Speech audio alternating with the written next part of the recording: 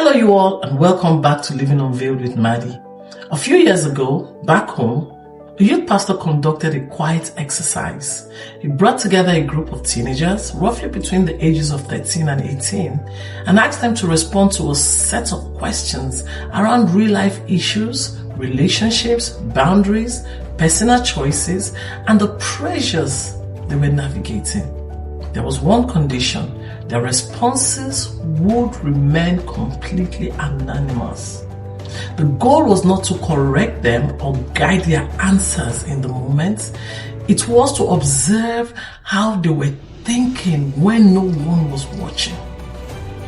When the responses came in, it became clear very quickly that this was not going to be a routine conversation.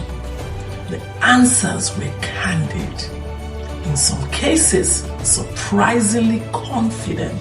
In others, deeply concerning. Not just because of the choices being described, but because of the reasoning behind them. It wasn't long before the situation moved beyond the youth discussion and a broader meeting had to be called with parents, because what had been uncovered pointed to something deeper than behavior. It revealed a shift in how decisions were being formed. In the days that followed, a conclusion began to circulate. It wasn't always stated directly, but it was widely echoed. And that conclusion was that this generation seemed to be operating without a conscience. I remember hearing that statement, and it didn't sit right with me. Not because the concerns were unfounded, but because the conclusion itself was misplaced. What we were seeing then and what we are seeing now is not the absence of conscience. It is something more subtle and in many ways more serious. A generation that had not been taught to recognize that internal signal, to trust it when it speaks, or to respond to it with consistency. And if we're being honest, most people have experienced that signal at some point in their lives, even if they did not have the language for it back then. Dr. Ben Carson describes this in his book, Think Big.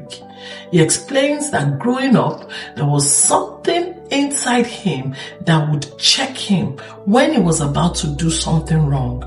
It did not shout, it did not force him. It simply created a clear internal awareness that he was stepping out of line. That experience is not unique to him alone. You're about to say something you know you should not say, and something within you hesitates. You're about to cross a boundary you already understand, and something within you continually resists it. That is not random, neither is it personality. That is your conscience. And scripture defines this clearly. In Romans 2:15, it explains that the work of the law is written in the heart with the conscience bearing witness. That means the conscience is not optional. It is part of how every human being is designed to function. If you look closely at how decisions are being made today, you begin to see structure behind it. We have built a system that conditions people to depend on external signals first. Algorithms suggest what to watch, trends dictate what is acceptable, and platforms reward visibility and speed. And over time, people are trained to check outside before they check inside. And then we step back and look at the outcome of our design and creation and ask what went wrong. Voila! What we have raised is a generation that has been trained to be governed from the outside, directed by signals they did not design, while the one system meant to guide them from within is being steadily ignored. The conscience does not operate like an algorithm.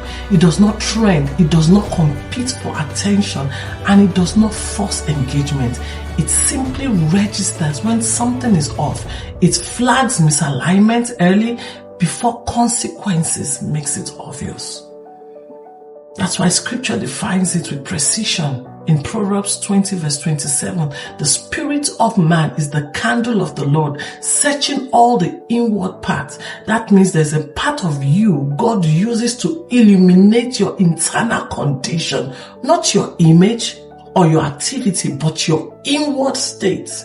A candle reveals, it shows what is there before anything else exposes it. And when that signal is respected, alignment is maintained. When it is ignored consistently, something begins to change, not immediately, but progressively. In 1 Timothy 4, verse 2, Paul describes a conscience that becomes seared. That is not emotional language, it is functional. A person can continue living, deciding, and even participating in spiritual activity while losing sensitivity to internal correction. Now, let's bring this into the conversations happening in the church circles today. There's a lot of discussion about the end of this age, persecution, tribulation, and the coming of Christ. These conversations are important, but they often remain at the level of events. What will happen, when will it happen, and how it will unfold. But scripture consistently brings the focus back to condition. Jesus says in Luke 21 verse 34, he said, "Take heed to yourself, lest your heart be weighed down, and that the day come upon you unexpectedly."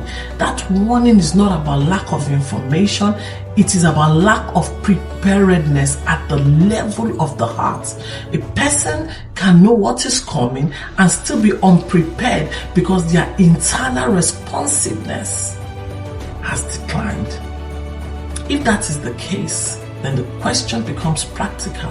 What does a life look like when that internal system is working properly over time? Scripture answers that not with a concept, but with a person. Enoch is one of the least discussed figures in many church circles today, yet his life introduces something fundamental. The first recorded picture of a man taken by God before death. That means, or this matters especially in this conversation when we talk about the coming of Christ, because before there was any detailed framework, there was already a pattern.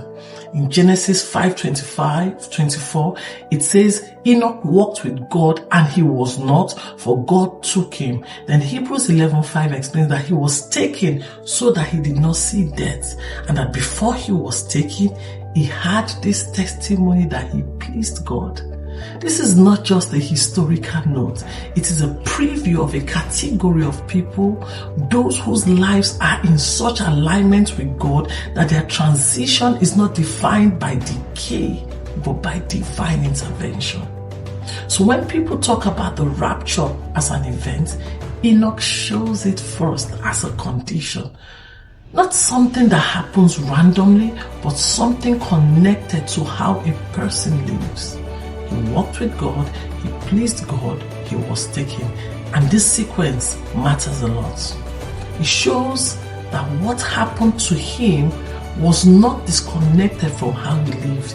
It was the result of sustained alignment. And that kind of alignment is not built in public moments. It is built in private, repeated responses to internal correction. It is built by maintaining a conscience that remains clear, responsive, and accurate before God over time. And that's why his life matters in today's circle. Not because of how it ended, but because of what it demonstrates. Before there was any detailed conversation about the end of the age, there was always an example of a man whose life showed what it meant to be ready. Paul Paul then makes it practical in Acts 24 verse 16. He said, I strive always to have a conscience without offense towards God and man. That is the standard, maintaining a pure conscience before God internally and before people externally. So today's message is direct. In a world driven by algorithms, influence, and consistent external input, you have to decide which sinner you will trust most. The one outside you or the one God placed within you. Because while one shapes your attention, the other determines your alignment. And alignment is what prepares a person for the coming of Christ. Until next time, stay